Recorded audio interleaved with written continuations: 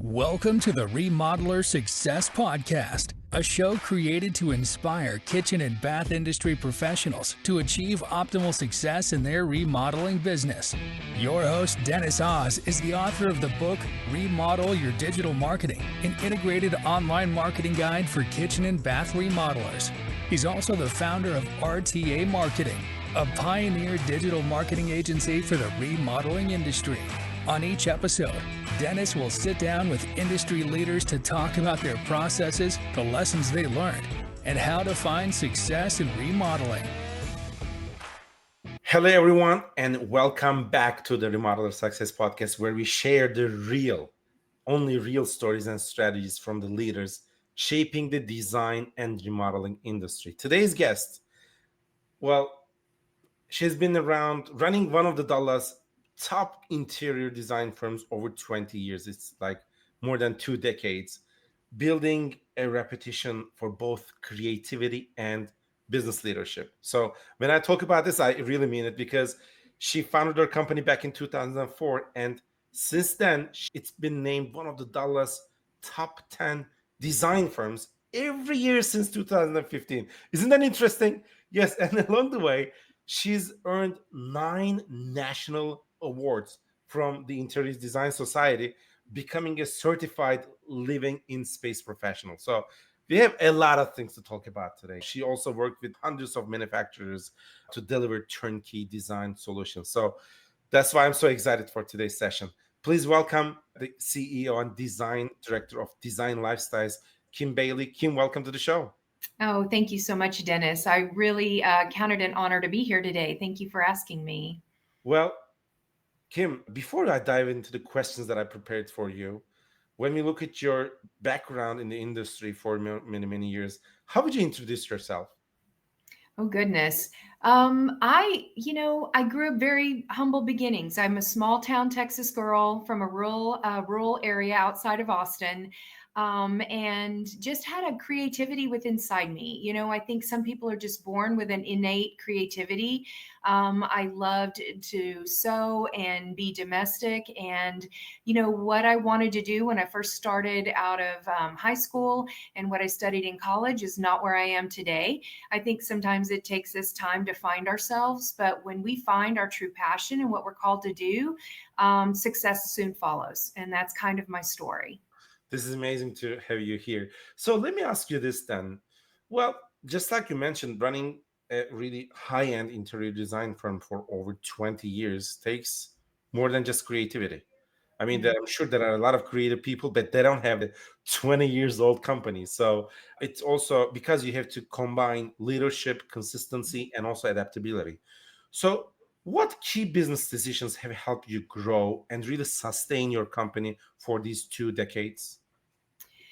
Really, I think the primary factor that we did was we became very client focused. So really honing in on defining who our client was, knowing that every time the phone rang or we had an interview with somebody as a potential client, they not are always a good match for us. And that's not looking bad on us or looking bad on them. It just sometimes it's not a good match. It's a little bit like dating. Great person, but I'm not sure they're going to fit well into our model and how we work. So we became very client focused, identifying first the right clients, then really addressing their lifestyles and needs and tailoring, custom designing their furnishings or remodels for how they live in their home. How are they going to live day to day? How do they live? What do their evenings and weekends look like? What do their holidays look like? Do they have family coming over? Do they have people staying for extended periods of time?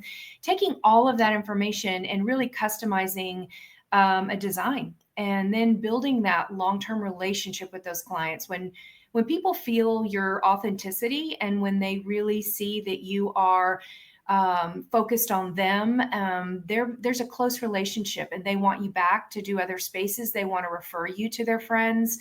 And what we found is we do that and clients just, would refer us or become repeat clients.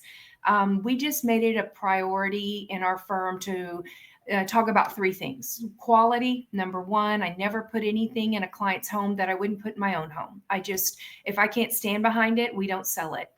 Number two is honesty. I think truth goes a long way. And I think there's a way to tell people what they need to hear, not just maybe telling them something difficult, but maybe that followed up with solutions, but being truly honest. And then follow through. If you say you're going to do it, do it. If you say you're going to be there, be there.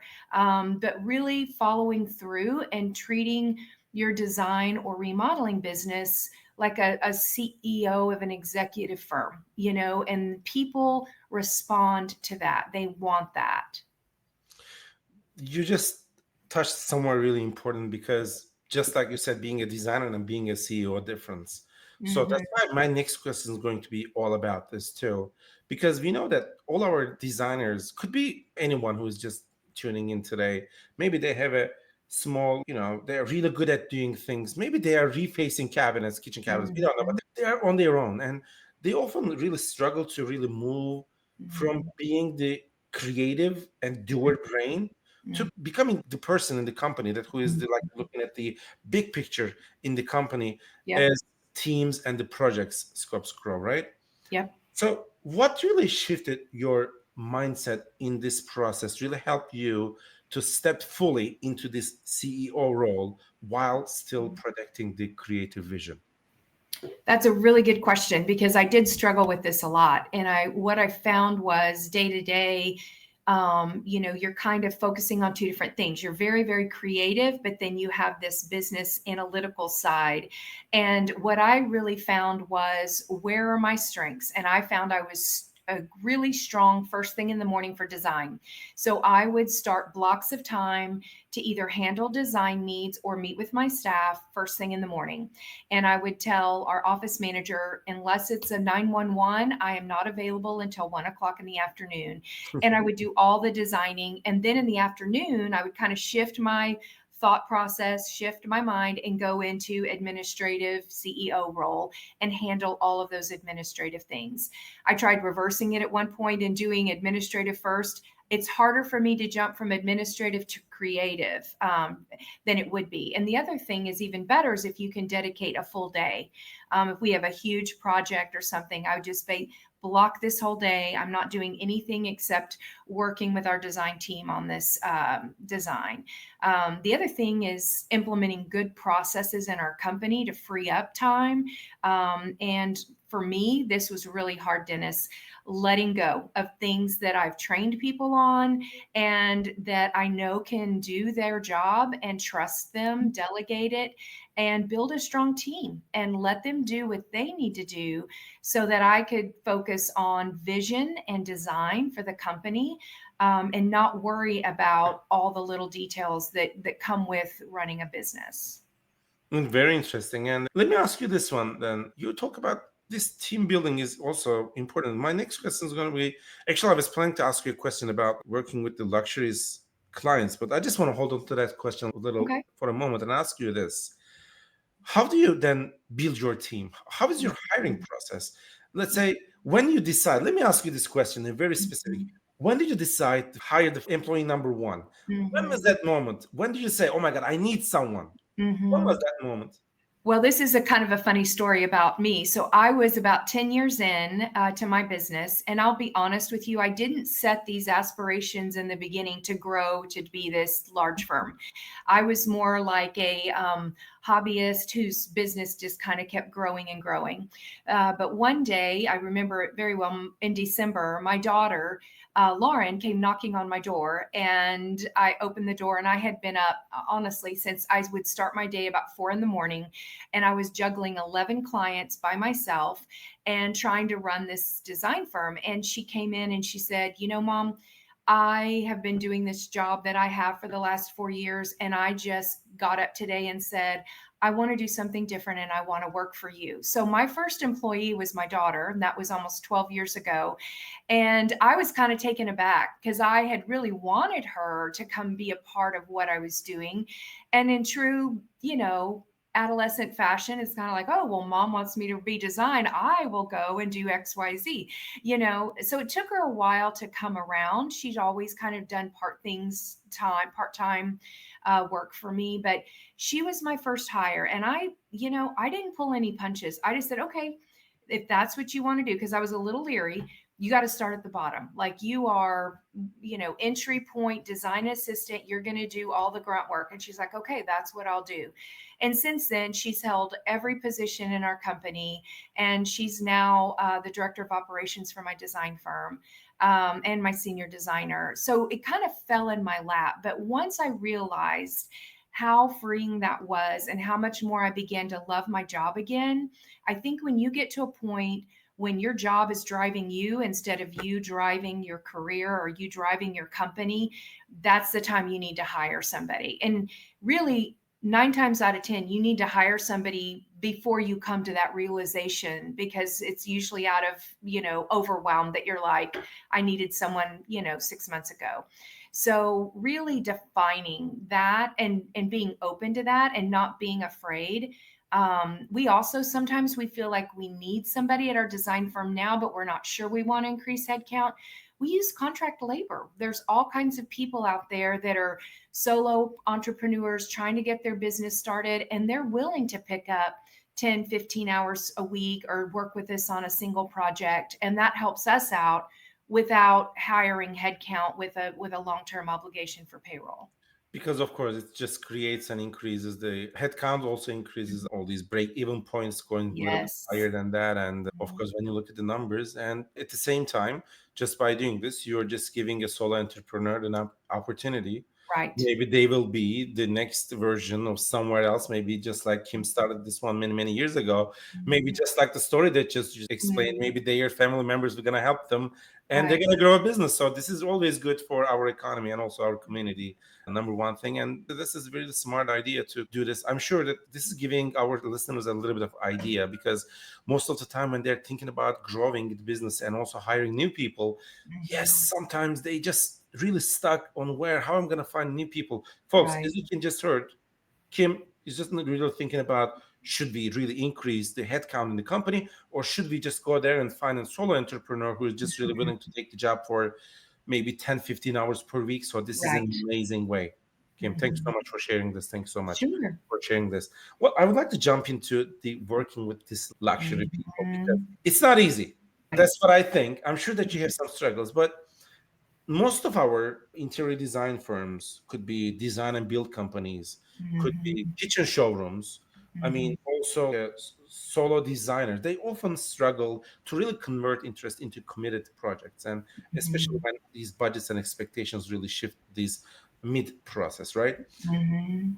What does your process really look like from the initial consult to project Mhm. kickoff, and what's really helped you this increase these conversations? Well, I think the first thing is really identifying your client. We kind of talked about that, just really interviewing them and making sure they're going to be a really good fit for your business and for the way you work. So we have a really good first phone call, and to really identify and make sure that there's some specific things that we feel are going to be a good match. And then that first initial in-person meeting. And here's our rule for that: all decision makers have to be at that meeting. They don't have to be at every meeting, but they all have to be at the first meeting. And the reason why I do that is, there have been times where one of the couple, one partner would call me and say, oh, well, my partner doesn't care. They just told me to make the decisions. And it's like, you start writing checks, they care. They need to know who we are, how we work, what the vision is, and we want to hear from them. Dennis, opposites attract in relationships. And so you're going to always find one person who's, I want the best of the best, and I really want to invest in this project. And the other one who's got a very tight rein on the budget and doesn't know if they really want to do the project at all. Or you've got someone who's super traditional and loves traditional style, and you've got someone who likes more modern and clean lines. So you have to hear from everybody. You're a little bit like a marriage counselor, listening to all of this information and assembling it into a proposal that you can say, I hear you and what you're saying. I hear you. Here's the scope of what I think we can accomplish for the budget that you're wanting to invest. And here's how we can blend your design styles. And we always have to talk about the B word, is what I call it, the budget. So many people don't want to do that. They're afraid if they put a number out there, you're going to spend every dime and then some. But you have to be really transparent and talk about challenging things. And budget is one of them. Investment, how much do you want to invest in your house? How long do you plan on being here? Do we want to design it very taste specific for what you and your partner want? Or are you going to resale in 2 to 3 years? And we need to think about more selections that are going to be more universally accepted from a potential buyer. Educating these clients on what things cost. And we're having to re-educate our existing clients who were pre-COVID to today, because so much has changed in the last 4 to 5 years, given where we've been in our economy and the way things go. The demands for trades, we're running low on electricians and plumbers and good GCs. And so all of these things encompass where we come up with a number. And I feel like so many times clients don't have any basis for their number. They just arbitrarily pick a number out of the sky. I want to do my kitchen for, let's say, $11,000. Well, how did you develop that number? And they can't tell you, they just picked a number. We go in and we say, list it out very visual in a spreadsheet. Here's what everything is going to cost. And here's the bottom line. We're transparent. We let our clients see all of the trades invoices. We let them see every vendor that is charging them. So where we have a cost plus model. And I feel like that makes people more comfortable that you're not playing a shell game with their bank account, where you're just randomly throwing out numbers. And if they say, well, what happens if we take off the bathroom, or if we don't do the level, 8 quartzite that we want, or whatever, you're not playing these little number games. They see in a spreadsheet how we got to what that investment is. So I really think educating them and being transparent builds trust and really sets the stage for the right clients in your business. Wow, those are really golden nuggets. And thank you so much for sharing this, Kim. I'm sure this is really helping. And I'm sure our listeners today are really enjoying this conversation as much as I do. And this session is really going so well. And folks, we are not letting Kim go. I have more questions for her. But Kim, I would like to take the conversation to AI talk. Mm-hmm. And you just made an analogy in the beginning about dating. And I always say that we always think maybe we are dating with AI right now, but still, there are some tools that we are using in the business, and they started to make some difference. Not fully changed everything that we've done, but there are some really good additions. Are you using any AI tools in your business right now? We really have been very slow to adopt AI. I'll be fully transparent. So not to give away my age, but I grew up in a generation where the phones were attached to the wall, so much has changed technology-wise in my lifetime. And just from phones being attached to the wall to, the big, large mobile phones that were in your car, and to just even every home having a computer, to where we are today with social media and now AI. So for me, I'll be honest, I just probably in the last month started exploring ChatGPT, which is a real easy. I found it really interesting to kind of use it for research, or maybe coming up with wording on a particular way to phrase something or say something. But for me, I am apprehensive because I feel like true luxury has a human element. And I don't ever want us to become artificial in that. I don't want to speed up my process so much that I lose the heart of design. I want our company to continue to have that human intuition that comes with the type of services we offer and the personal touch that we give to our clients. But I do think as an industry, more and more it's going to be used, but we are going to proceed cautiously and really not let it take over the core of who we are or what we do.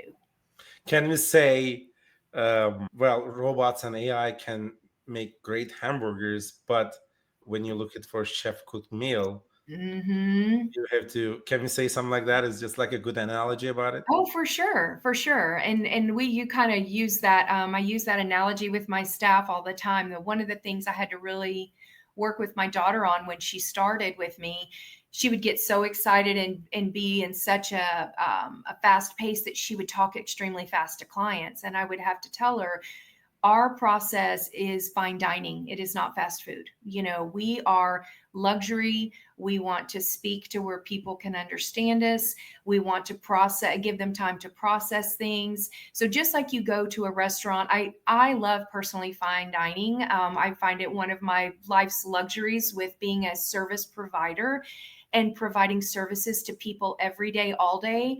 There's something very relaxing for me to go into a dimly lit room with white linen tablecloths and have someone stand there and say, "What could I bring you?" You know, it's very nourishing, emotionally to me, and physically. So I try to attune that with the way we work, is just making it a very luxury fine dining experience, that people do pay more for, but they have higher expectations as well, and so we deliver on that. Well, one of the moments that I really like in this show is like really matching the analogies that we use in the company, just like the way you just created in the show right now, and learning that you're also using it in the company. Yes, Folks, this is just like we are doing our due diligence really well. So we're trying to understand yes. our speakers when we are handpicking them, just like Kim today is just sharing our golden nuggets here. This is, I'm sure that you are getting the most value out of this conversation today. And Kim, thank you so much for explaining this to us. And let's talk about marketing now. And years and years of companies around there, it will create a lot of people that maybe you have your raving fans in the community, that people are really they're admiring you and they're like, oh my God, you have to find Kim. But not a lot of people in our communities, even among our listeners, sometimes they're just starting. And this is Mhm. what makes it, you know, a company with legacy with the difference with the new company. And just want to ask you, how do you play this marketing game? And Mhm. if you would like really start from day one, Mhm. if you don't have like much of people coming to you, how would you try to strategize your digital marketing or online and offline marketing at the same time? What Mhm. would you do? Well, that's a really good question, because I'm not sure, Dennis, that you're aware of this, but I just in the last year started a new company. And it's actually an interior design school here in Dallas. It's actually a 30-year-old interior design school called Heritage School of Interior Design, but I obtained the license rights to bring it to the state of Texas. And so I have been heading that up, and we had to start from square one, baby business all over again with marketing. And I have a love-hate relationship with marketing and social media. I'll be on, again, back to the generational thing. Um, I uh, I like being on social media a little bit, but I find large doses of it doesn't bode me well. It just isn't. Theodore Roosevelt, one of my favorite quotes is, comparison is the thief of joy. And when you're on social media, especially as a designer, you're following other designers, you're following other brands. It's very easy to start comparing yourself to other people. And even though your clients love what you're doing and you're getting your own accolades and rave reviews, there's still a part of you that's like, wow, I should have done this, or why am I not doing that? So for me personally, we use social media, which to me is a huge component of marketing. But what I decided to hire it out. We found somebody that's their talent, that's what they love, and they do a great job for us. But it's still our responsibility to bring them authentic content and fresh content. And so that's always a battle as you're doing what you do day to day in a design firm or in a school, is really trying to think about that in the back of your mind. But I would say I think Google ads are really good. And I do think building your brand online with Google, as far as Google reviews. So even people who may, before you have paying clients, maybe you have friends or things that you've done work for that could write you a review. People read reviews. And so the more reviews you have, the more current reviews you have, because sometimes we would go through times where we send out an email to all of our clients, could you give us a review? And we get like 5, 6, 7, 8, 9, 10 at a time. And then there'll be this long span and we don't have any, because it's that ebb and flow of, oh my gosh, we need to put out some fresh, marketing. So it's really good to try different things and kind of try to measure your ROI. What I always do when we meet with anybody, one of the very first questions after those initial introductions, how did you find us? And that's indicative of letting you know what's going on in your marketing world. Was it a referral from a client? Was it, your website? Was it a Google search? Was it social media? All of those things you need to write down as the very first thing in their file. And we actually have a spreadsheet and we track those and we see where are we getting our traction from. For my design firm, it's primarily word of mouth. We do get occasional social media or website, but know where your strengths are. And if I know some designers that are amazing at social media, and they built an amazing brand, that's not mine. And that's where I know I need to allot marketing dollars to hire that out. Well, exactly. I think here the real comparison is just maybe comparing yourself to your previous version. And we always try to be our best version, just like you said. Maybe this is not the best way to just look at Instagram posts and everything and just to create everything based on that one. And I'm sure that the adding one single question, just like Kim said, folks, what's one single question saying that, how did you find us? That's going to give you a lot more insights than any other questions, just for marketing standpoint, of course. And because we need marketing to grow our businesses for sure. And thank you so much, Kim, just for just sharing these golden nuggets with us. Well, before we wrap up, I have one last question for you. Okay. Kim, with all these years of experience that you have, what we have seen is most of the entrepreneurs could be designers, or maybe they're just saying, I'm going to open up my own showroom and just going to sell kitchen cabinets and maybe I'll just do remodeling or whatever, right? They start with the talent, but not a plan. And sometimes they know how to do things, but they don't know how to run this. At this moment, what would be the biggest piece of advice for these new people who want to really build a real career, not just take on occasional projects? I would say educating yourself about maybe a business blueprint of what are some key things that you need to be doing now. And I would always say plan for your growth before you grow, before you get there. When my business was just starting to grow, I started you kind of feel the rumbles of like, okay, this is picking up a little bit. I've got a feeling here. At that point, before it gets out of hand as far as more growth that you can manage, start really structuring your business. And if you don't have an innate normal, I say normal, if it doesn't come naturally to you to kind of have intuition on how to structure business, there are business coaches out there. There's so much information on the internet that can help you set some basic principles up for your business. But I think things that anybody can do are set goals. How many clients do I want to see this year? Or how much revenue do I want to generate? Or how many projects do I want to have? And then what is your plan of action to do that? And not just up here, write it down, pull out a binder. This is my project binder. These are my goals. When you write something down, you're so much more likely to follow it. Develop your systems and processes. A big thing that really took my business next level is when I started to network with other designers. I became active in a local professional organization called the Interior Design Society. Started going to meetings. I started networking. I found people in the industry that wanted good relationships. And we began to share nuggets with each other. We would let's go to lunch. And then we'd talk about what are your pain points right now? Here's what's going on with me. How would you handle this? And I think there's ways to share information with your competitors, because that's what you are. You're all networking together.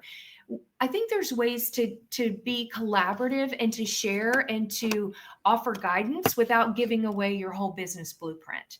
But, one of my mantras is iron sharpens iron. You can never go wrong with being around other people who are like-minded. And I have some amazing lifelong friends in the industry who we're on a group text message together and we share information. Hey, my wallpaper installer is under the weather this week and I've got a 911. Who has a wallpaper installer? Or I have a project and we're needing a specific trade and we've never done this type of application in a remodel before. Do you have someone? Or who's a great vendor for this type of outdoor rated tile? Or there's all kinds of things that come across our path that could drain us or take a lot of our time trying to research. But if you've already got a network developed where you share and collaborate, that's huge as you grow, because you're going to have questions, and you just be willing to give, but to also receive. It has to be a two-way street for it to really work. Yeah. Seriously, when I just the things that you shared, I really made sure today's was a great session for all our listeners and folks. Wasn't that an amazing session for today? And even you are just listening or watching, that was really, really valuable session. I'm sure that you also feel the same way. Kim, before we just close the session, just wanted to ask one last question. Sometimes I know all our talk is B2B, business to business, and all your answers just leading business owners, right? But sometimes we come across with the prospects. Sometimes they just tune in, like homeowners. Sometimes just come in and I say, just tune in and just really watch you, or they catch the content from somewhere. If someone really tuned in, and if they will just considering working with design lifestyles, let's say they are ideal prospect, right? But how do you make sure? Just wanted to hear your business pitch a little bit here, because sometimes we come across with these other people, right? They're prospects, they're homeowners, they're looking for projects. Sometimes they're B2B connections that would like to create business relationships, maybe in Texas. What's your response to that question? I think if I'm understanding your question correctly, like if a client were to just happen to us. What makes the company special for the homeowners, B2C side? Yes. Well, I think the first thing is really just setting expectations. There's a lot of misconceptions about design and remodeling from our friends at television, and they see, amazing things accomplished in 30 minutes or an hour. So I think it's really setting expectations. And when somebody talks about something they want to embark on, whether a design project or a furnishings project, is asking, have you ever done that before? Tell me about that. How did that go? And if they've had a really positive experience, that's always good. But it's kind of like childbirth. You ask somebody about that and they start telling you horror stories, of, oh my gosh, you should hear what happened, and how terrible it was.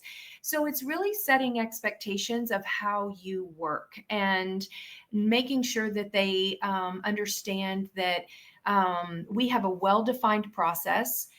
We use visual aids and graphics to really show them what our process is that they can take away and understand.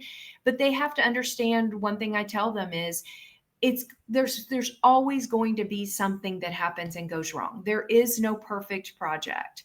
And you have to understand this has happened, but we've never had a project issue that we didn't have a solution for, and we will get through it. So just expect it. It's going to happen because we're human, and what we're doing is always full of surprises. You open up a wall, or you embark on any type of large renovation. You don't know what you don't know until you get started sometimes with what's going on.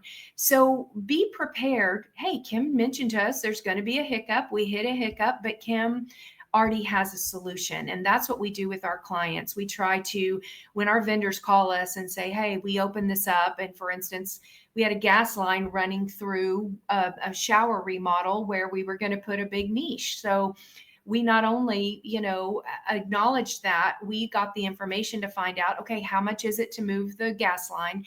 Or how much would it be if we reconfigured the niche? What are we looking at materials and labor? So we can call the client and say, Remember when I said we'd have an issue? We found a surprise. It's going to be X amount if we move the gas line, or it can be the same amount and we'll just redesign the niche. What would you like to do? You're in the driver's seat. You make the decision. So I think just setting expectations on how you work and really educating the clients and making sure you have amazing vendors to back it up.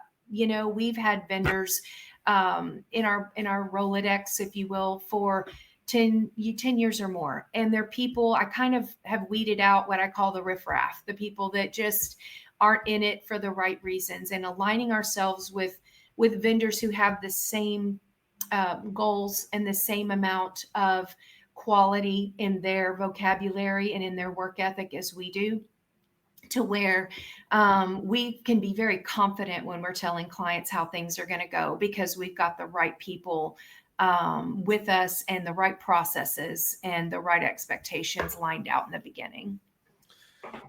Well, thank you so much, Kim. I know we make you a little bit tired of talking No, the last half an hour, but the things that you shared was like pure experience, pure expert level advice. And again, I'm just always saying those are really golden nuggets. And thanks so much for joining me today. Thank you for having me, Dennis. It was a real pleasure, and it was an honor that you would reach out to me. Thank you. Perfect. Folks, that was another episode of Remodeler Success Podcast. We're going to see you next time. Goodbye.